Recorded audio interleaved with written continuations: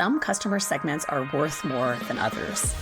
That's how you build great packages and bundles. You want to actually treat your segments differently.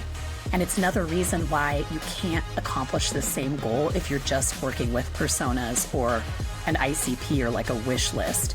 This is something you're going to really see in the data. And again, you want to not only understand what each one of those segments cares about, you want to look at the value differential between the segments because that's going to be helpful. You might find that segment A is more profitable for your business, so you want to package an offer for them, and maybe segment B could use a lighter weight version of your product, so you can put together a different package for them. I think people sometimes don't necessarily think about the fact that you could have one segment and you might come up with a tiered offering so that you have different choices for them. And that might make sense if you've got an offering and you're using a land and expand strategy. Another approach, though, might be that maybe you have 2 or 3 segments that actually like your product. I think LinkedIn is a good example of this.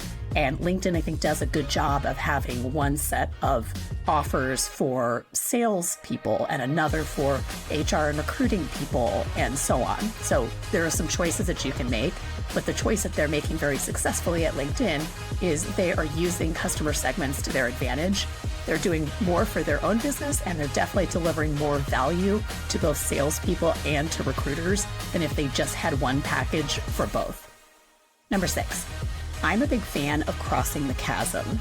And in addition to the segments that you're going to find in market research, I always come back to what I've learned from that resource, which is what stage are you at? And maybe even a bigger meta question, what stage is your market at?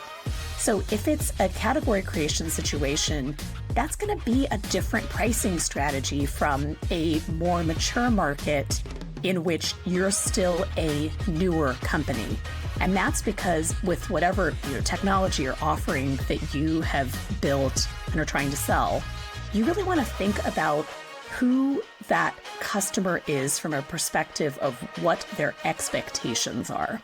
So if they're early stage customers, they probably care a lot more about the tech or the uniqueness. They have different attributes from more mainstream customers.